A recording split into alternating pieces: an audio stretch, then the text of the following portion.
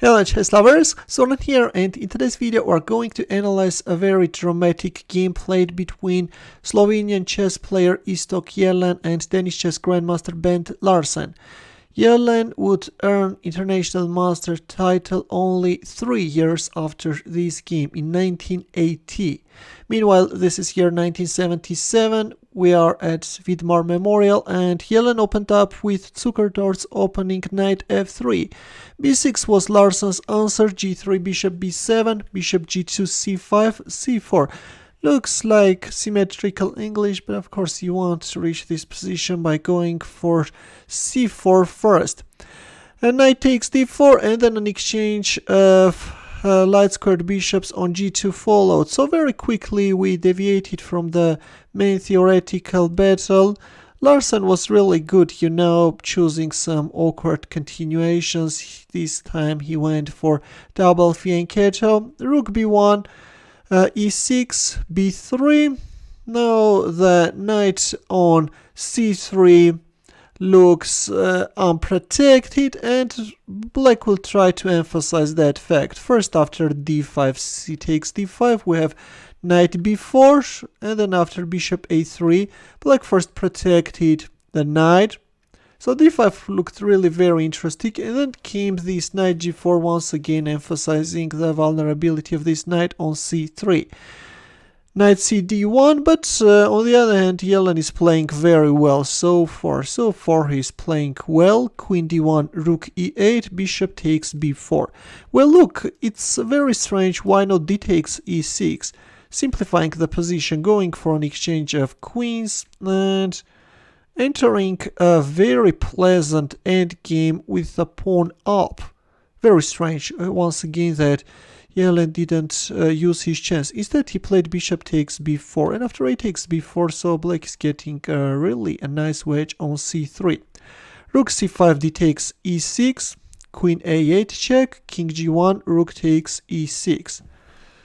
Rook bd1, white is okay with queen takes a1, because now white queen is penetrating opponent's camp and is starting to harass black king, and now white is sacrificing this pawn as well. Knight e7, securing g8 square for the queen. Queen g8 check, king f6, another check, king g5, queen f8, sacrificing this pawn as well. Rook takes e2, knight g8. Let me tell you that the evaluation still goes as equal, maybe a little bit better for black, but all in all this is equal.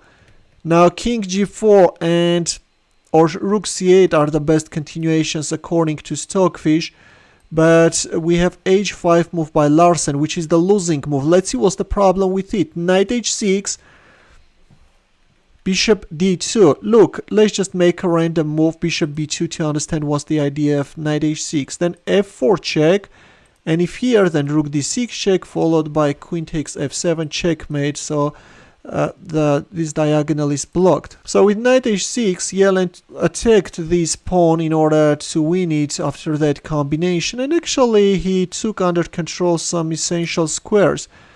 Bishop d2 blocking the d file, knight takes f7 check, not the best continuation.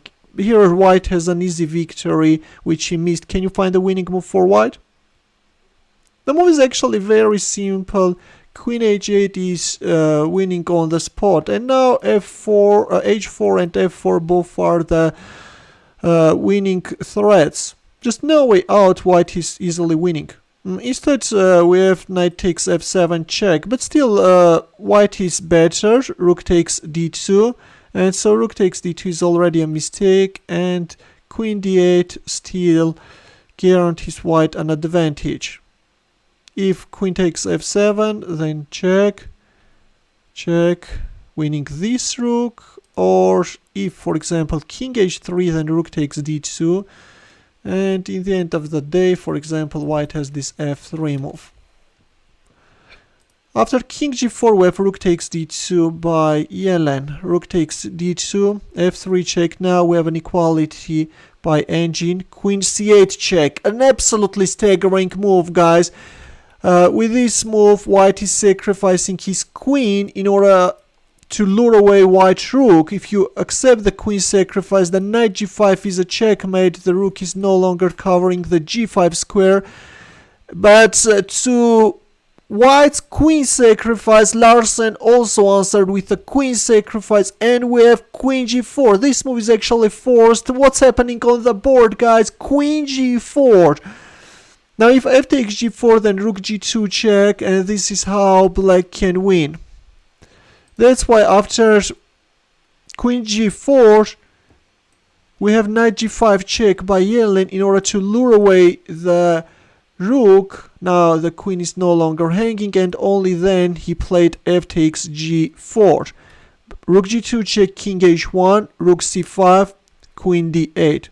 This is already a losing move. Queen e6 is the move. It's important to keep the queen on this diagonal, as well as queen d7. Yeah, but you have to keep the queen on that diagonal, because now if rook c2, then just g5 check.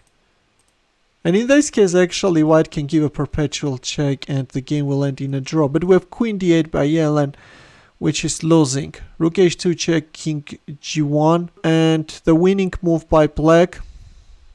Can you find that move? Yes, g5. g5 wins. Because at the moment the threat is queen h4 mate, right? That's why you're playing g5 and it's over. Larsen writes, this wins. Jelen is deep in thought for more than 45 minutes. An arbiter approaches handling an envelope. Finally, Jelen makes his sealed move, rook b1. But then, yeah, we have a resignation the next day. Because, for example, of the following line, rook c2 is coming. Now the threat is check, checkmate. And if queen d5, then anyways check. If here, then this is going to be a checkmate. And if you give up your queen, then this rook endgame is hopeless. That's why after rook b1, yeah, the next day we have a resignation. Jelen analyzed carefully at home and realized that it's over. Larsen writes, what can I say? Incredible, miraculous, lucky. Yeah, he was definitely lucky. Too many missed opportunities by Iztok Jelen, but all in all the game was very dramatic and interesting. I'm sure you enjoyed it a lot. Want to take a look at that queen c8, queen g4 continuation? This is crazy. This is crazy, guys. A very, very dramatic game. Taking the queen at the same time, why not bringing the rook to the second rank, and then g5, another marvelous move. Yeah, after rook b1, it's over. The game ended. In the end, the chess puzzle for you, the task is to win with the white pieces. As usual, we'll wait for your answer in the comment section. Thanks for watching. We'll see you in my next video. Take care.